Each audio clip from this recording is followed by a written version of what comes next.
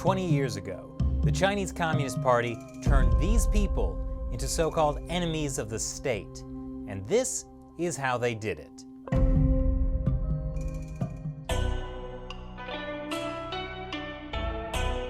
Welcome back to China Uncensored. I'm Chris Chappell. You know, life can be tough for China's communist leaders. When things are too happy and peaceful for your citizens, they may start to question whether they really need your extremely authoritarian leadership anymore.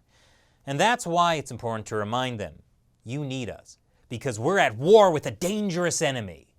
Sure, today that enemy is the landlords, and tomorrow the enemy will be the people protesting the landlords. But that doesn't matter. The important thing is, there's an enemy. It's like the Chinese Communist Party is constantly playing Mortal Kombat. But they always win because their opponents are actually the Sims.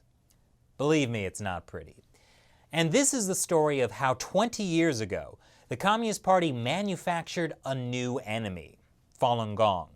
Just look at these people practicing Falun Gong, training to violently overthrow the leadership by closing their eyes and standing there. Are they just going to keep standing there? Yep, that's what Falun Gong does. They stand there, then they sit there. So boring. And by boring, I mean dangerous, because this week marks the 20th anniversary of how the Chinese Communist Party turned Falun Gong practitioners into so-called enemies of the state. This is the event they used. On April 25, 1999, 10,000 Falun Gong practitioners appeared in Beijing at the central government compound called Zhongnanhai. Think of Zhongnanhai as the White House plus the U.S. Capitol, except that the public is never allowed inside. The Chinese Communist Party later claimed that Falun Gong practitioners besieged Zhongnanhai, which is why they had no choice but to launch a nationwide crackdown on this dangerous enemy. But actually, they had already been planning the crackdown for years. There were definitely people, high-level officials in the public security apparatus in China that were getting nervous about Falun Gong simply because of its sheer size. Falun Gong was first publicly taught by Li Hongzhi in 1992. Falun Gong has exercises like Tai Chi or yoga, and it also has meditation and a spiritual aspect. Falun Gong became super popular. By 1999, the Chinese government estimated there were 70 to 100 million people practicing Falun Gong.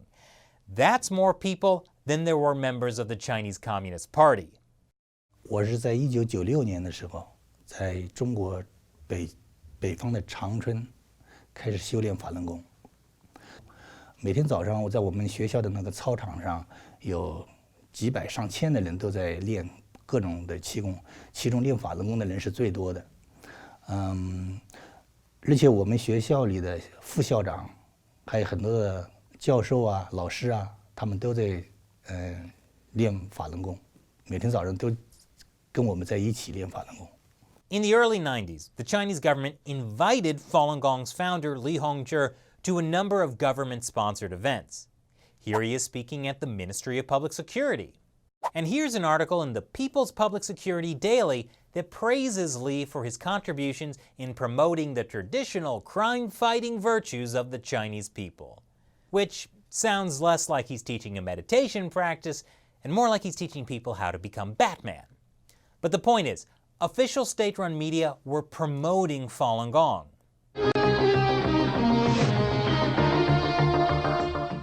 If you took a walk in the park this morning, you can see that the recent hard work the government has put into public health activities has not been wasted. Every morning starting from 5 to 6 a.m., the city's green grass, parks and public squares become a morning exercise heaven.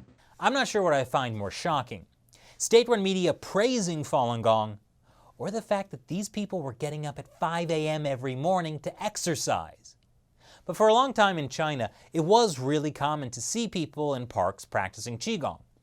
Qigong includes Tai Chi, Falun Gong, and hundreds of other practices you've probably never heard of. Because it was a form of Qigong, it really slipped through the cracks of the Communist Party's already fairly strict controls over religion and was able to spread throughout China and also controls on civil society. By 1996, there were already millions of people practicing Falun Gong, and some Chinese officials started to get nervous. So, the authorities did what they do best. They suppressed stuff. They banned the Falun Gong books. They tapped a few phone lines, raided some homes, sent spies to the outdoor practice sites. You know, the usual. The goal was to gradually undermine Falun Gong. 就是说，对这个一些事情呢，国家的既定的政策是允许那个自由的练功和健身活动的。那既然是在这样的情况下，为什么又有公安同样是公安部门的一些人在这个打压法轮功呢？那个禁止书籍的出版，也隐约的能感觉到一种被就是打压的气氛。But things were about to get much worse. On April 23, 1999, Chinese authorities beat up and arrested 45 Falun Gong practitioners in the city of Tianjin. Local authorities said if other practitioners wanted to get them freed, they'd need to go to Beijing to appeal to the central government. What those authorities didn't count on was on April 25th, 10,000 Falun Gong practitioners would actually take them up on that, heading to the National Appeals Office near Zhongnanhai. Frank Scher was one of them. 当然，大家觉得天津40多个法轮功学员被抓被打，觉得也好像跟我们很有关系。如果就是这种事情如果我们不去站出来的话，很有可能也发生在我们自己的身上。Probably not even Falun Gong practitioners realized how many people would come that morning. But with tens of millions of people practicing, one person decided to go appeal, and that guy tells his cousin, and he tells his friend, and pretty soon there were 10,000 people. And even that was only about 1 in every 100 Falun Gong practitioners in Beijing. If you think about it like that, if they really wanted to besiege Zhongnanhai, you'd think they could have at least gotten 100,000 people to show up. But only 10,000 people showed up, and they stood there. And they also sat there. I would term what happened on April 25th around Zhongnanhai more of like a sit-in or an appeal than necessarily a protest. If you look at the imagery and then the video footage and talk to people who were there weren't loud slogans being shouted. There wasn't any kind of protest march or anything like that you would think about a protest. That usually we see protests and demonstrations that are a little more vocal include. Instead, you saw people basically lining up quietly. A lot of them were sitting, some were standing, some were doing the Falun Gong meditation, some were sitting and reading. So it was a pretty quiet type of sit-in appeal. 警察在街道上，很悠闲的样子，他们也没什么事可做，因为学员都是很有秩序的，沿着街道站立，连那个马路的那个盲道都让出来了，所以既没有堵塞交通，也没有任何的不愉快的情况，所以警察基本上是没什么事可做。Falun Gong practitioners had 3 main requests. 1. Release of the Tianjin practitioners. 2. Allow the Falun Gong books to be published again. And 3. Let people practice Falun Gong without police harassment. All the requests that the people were making were related specifically to Falun Gong and having the freedom to practice Falun Gong. There were no demands whatsoever that related to the party's rule on power more broadly. That morning, Premier Zhu Rongji came out of Zhongnanhai and spoke to the Falun Gong practitioners in person. Zhu was one of the top officials in the whole country. And Frank Scher was one of 3 practitioners who had the chance to meet with him. According to Scher, Zhu Rongji thought the situation had already been resolved. 他边走他又问，他说：“你们反映的情况，我不是做了批示吗？”这个我们听到这个话就很吃惊，因为我们从来没有听说朱镕基做了批示，这说明当时的他的批示被另外的一些政府内部另外的人被扣押了。See, while Premier Zhu Rongji was trying to resolve the situation, others at the highest levels of the Chinese Communist Party were working on escalating it. 我们是相信对当时的政府的信任，我们希望政府能解决问题，能解决我们反映的问题。我们以为中央政府和上层的国家机关不了解这个法轮功的真实情况，只是地下的个别的政府和部门这样的对待法轮功学员。But it wasn't just some misunderstanding. It turns out Surprise that asking the Chinese government to follow Article 35 of its own constitution was way too much to expect. That's because Falun Gong had unknowingly made an enemy at the very top of the Chinese Communist Party, the chief toady himself, Jiang Zemin. He saw the way in which people were able to mobilize, even peacefully, to line up in Beijing on behalf of Falun Gong.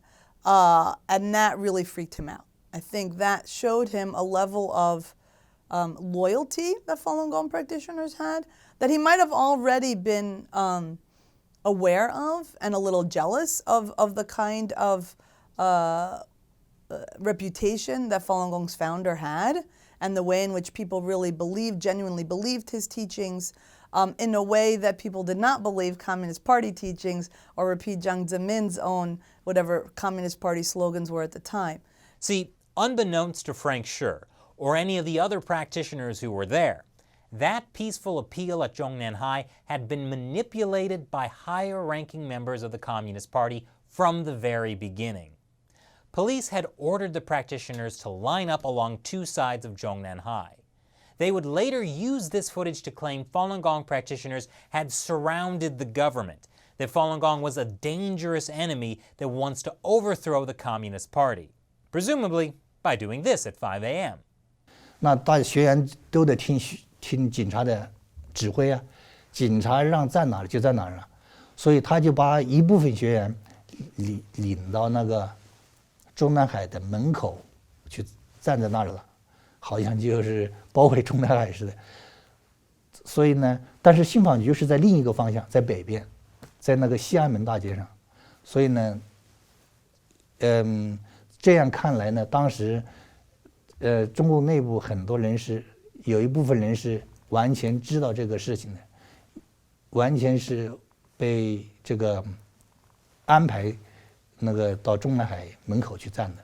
You know, the Chinese government and then the propaganda apparatus like to frame it as an effort to surround the government, to be anti-government and to try to overthrow the Communist Party or challenge their authority on power. 如果是围攻的话，这个他也不会出来的。But Jiang Zemin was controlling the narrative. Shortly after, he wrote a letter to the Central Committee of the Chinese Communist Party. He said, "Today's event is worth our reflection. All of a sudden, more than 10,000 people surrounded the gate of the center of the nation's authority.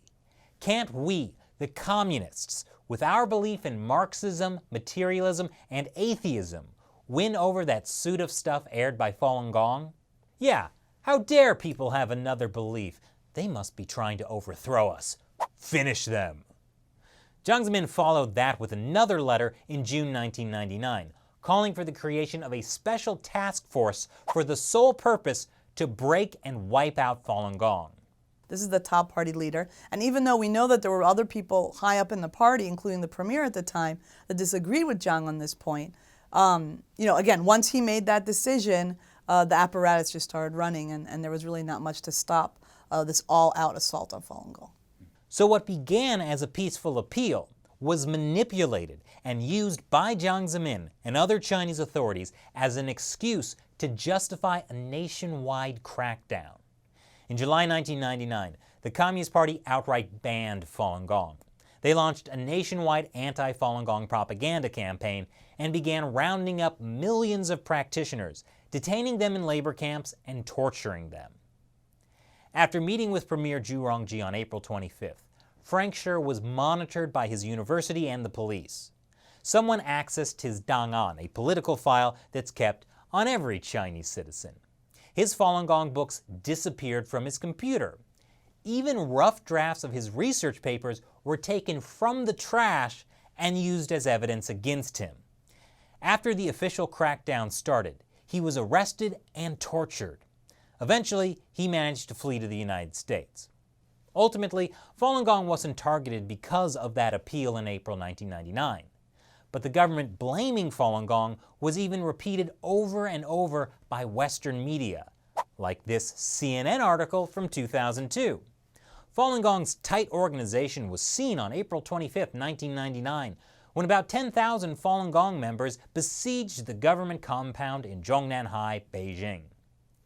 Good job, CNN, getting your words straight from Chinese state-run media. So the narrative became that Falun Gong was somehow asking to be persecuted. But even without the April 25th appeal, Chinese authorities would have probably figured out some excuse. They're creative like that. 不管我们去没去上访，他迟早会镇压法轮功的，因为在这之前也发生过这个公安局暗地里调查的这个寻找这个镇压的这个借口的这个通知，然后呢，其他的到现在为止，20多年来，中共不但迫害法轮功，也迫害藏族人，也迫害维吾尔人。藏族人没有去上访，可是呢，他们也被中共迫害。维吾尔人没有去425，没有去上访，可是维吾尔人也被关进了集中营，上百万的维吾尔人也被关进了集中营。这就是说呢，还有其他的一些信仰的，像基督教的，在中国的其他的信仰其他的基督教的也在被迫害。这就是说，不管有没有去上访，有没有425这件事情，中共会迫害所有的信仰的团体的。这是由他的这个无神论的这种